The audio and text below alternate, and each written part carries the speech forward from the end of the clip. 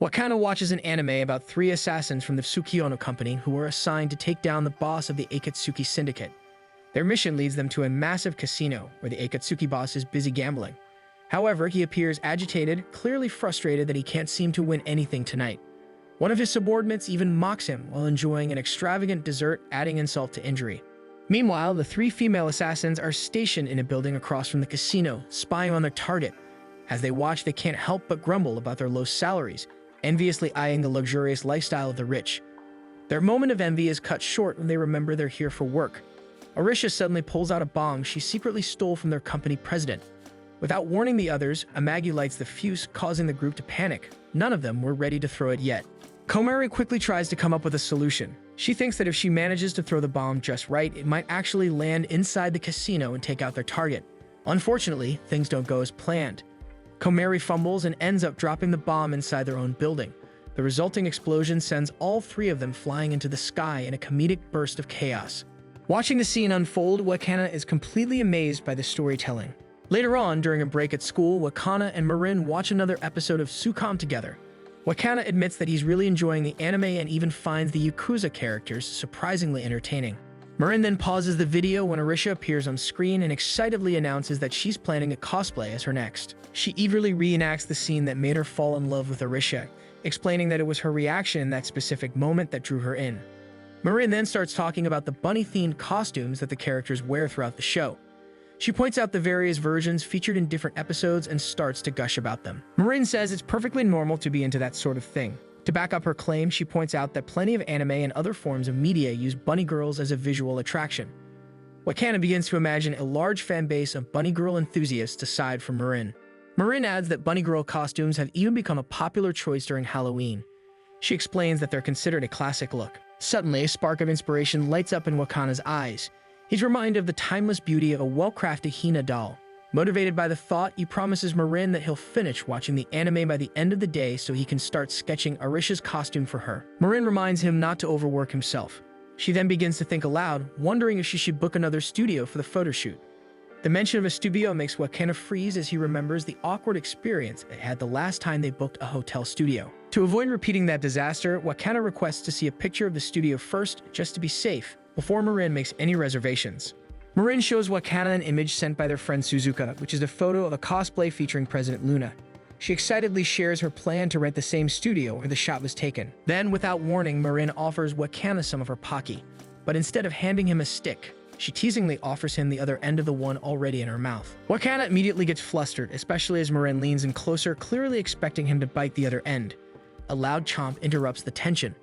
Marin casually finishes the rest of the Pocky. Wakana scolds her for teasing him again, while Marin just chuckles at his reaction. A little while later, Wakana becomes fully absorbed in the anime playing on his phone. As he watches, Marin quietly observes him with a fond smile. However, their calm is soon interrupted by a familiar voice. No appears near the stockroom where they're hanging out, apparently searching for Marin. As she rounds the corner of the stairs and spots them, she greets Wakana with a small wave. Marin quickly stands and No scolds her for not replying to her messages. To ease the tension, Marin offers No some Pocky, which works instantly. With her mood lifted, No lightens up. Marin then tells Wakana that they'll be heading off to lunch, and Wakana casually acknowledges them, his attention already returning to the anime on his phone. On the weekend, Marin rides the train to Wakana's house, nervously reading over the message he sent her the night before. It had been a pleasant surprise since Wakana almost never initiates invites, so she felt giddy and flustered at the thought. But when she arrives, Wakana looks completely disheartened. She soon learns that the reason for his invitation wasn't a date, but to discuss issues he's having with a costume. Marin tries to hide her disappointment, but the odd look on her face gives it away. Wakana doesn't notice. Instead, he walks over to the costume setup and explains the issue. Apparently, the upper part of the costume keeps slipping down no matter what he does. Marin suggests using invisible straps to keep it in place. To help him visualize it, she holds the fabric up where the straps would normally be. Wakana continues explaining that using a strap would also cause the waist area of the costume to sag. Marin then states they often use clips to tighten the fabric and give a costume a more flattering or sexy silhouette. Wakana gives her a slightly displeased look, clearly not thrilled by the idea, but eventually agrees with the plan. This time, she drapes the tailcoat over the main part of the costume and points out that the coat could easily hide the strap. She suggests they head out to buy the straps right away, and Wakana finds himself impressed by her go-getter attitude. Soon after, they arrive at a boutique dress store, where Wakana hands over his sketch to one of the shop attendants. An elderly man studies the drawing, looking at the revealing bunny costume. He looks up at Wakana and with some hesitation, asks who the costume is for. When Wakana replies that it is his, the man looks even more puzzled. However, he quickly collects himself, reminding himself that in today's world, people wear what they want, regardless of gender.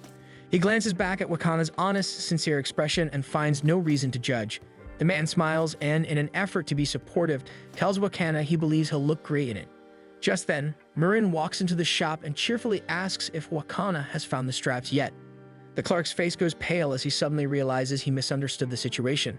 Marin is clearly amused and teasingly says she wouldn't mind seeing Wakana in a bunny costume. As they browse, the clerk offers a suggestion. He draws on the sketch, showing how corset boning is typically used to hold the shape and provide support. Wakana stares at the man, struck by the realization. But since his reference was from an anime, it hadn't shown how the costume was being held up in the first place. Marin, however, looks disappointed despite the better alternative to her idea. Her reaction confuses both him and the clerk. Wakana, thinking back, realizes that he and Marin had worked on a corset before, but the idea had completely flown over their heads.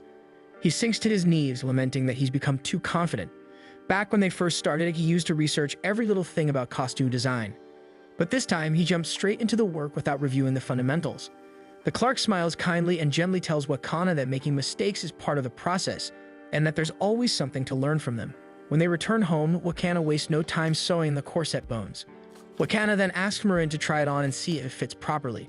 As she heads to change, Wakana waits nervously outside the room. Moments later, he hears Marin's voice calling for help. Panicked, he bursts into the room only to freeze in place. Marin already has the costume on, but there's a problem. Because the outfit is bikini style, her panties are clearly visible beneath it. Wakana immediately bolts out the door and shuts it. From behind the door, Marin begs for help, still unsure of what to do about the issue. The day of the shoot finally arrives and they head to the studio together. When they arrive, they're greeted by a studio filled with casino-themed backdrops and props, a perfect match for their shoot.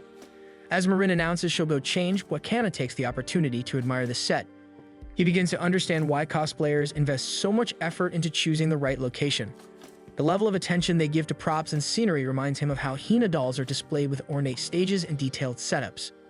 A few minutes later, Marin peeks out of the dressing room and asks if Wakana is really okay with the costume, reminding him of the last time they had a revealing shoot. Nervously, Wakana replies that he's fine as long as he reminds himself to focus. Marin smiles and reassures him that she prepared something to help minimize how much skin is exposed. She disappears again, and 5 minutes later, she steps out wearing the full costume, this time with additional stockings layered beneath it. Marin admires herself, but Wakana stares at her, horrified. He does not see how this helps minimize skin exposure.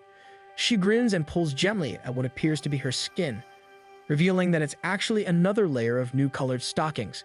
They begin the shoot, but Wakana finds it nearly impossible to concentrate. He keeps getting distracted by how revealing the costume appears, despite Marin's efforts to cover up.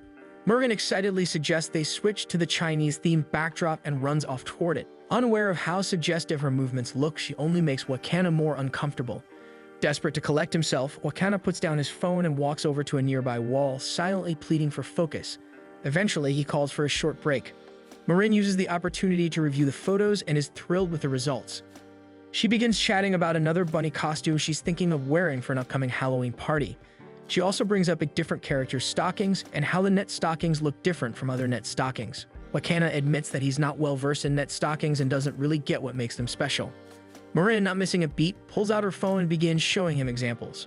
Marin then casually mentions that she's going to the Halloween party with her friends and invites Wakana to come along. She even suggests he dress up too. The night of the party arrives and everyone is in costume, ready for a night of karaoke and fun. Marin is with her usual group of friends and Wakana tags along, wearing a bunny mascot suit. The girls express relief that they have guys with them, since if it were just them, they'd probably get hit on all night. At one point, Marin offers Wakana a turn at karaoke. He politely refuses, saying he only knows the theme song to Flower Princess. The group takes more photos and Marin tries to pull Wakana into the frame, but he declines. As they chat, one of Marin's friends compliments her, saying she's heard people think Marin is cute. This disappoints one of the guys in the group. He had cross-dressed for Halloween and was hoping to be the center of attention. Wakana listens quietly, wondering why he came. He'd hoped to meet other cosplayers and learn something new, but Marin's group isn't made up of cosplayers.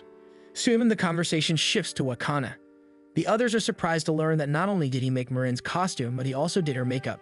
The cross-dressing guy asks Wakana how he learned all of that, commenting that it's unusual for a guy to be into sewing and makeup. That hits Wakana hard. It brings back memories of how he used to be teased and ostracized for his interests. But another guy in the group speaks up, saying that nowadays it's actually pretty normal. His own brother is in the beauty industry. Marin then proudly adds that Wakana's family makes Hina dolls, which earns him admiration from everyone, especially the cross-dresser, who says he's always admired Hina doll artisans. For the first time in a long while, Wakana is speechless, not from shame, but from being accepted. Just as he begins to relax, Noah asks while singing if he's dating Marin.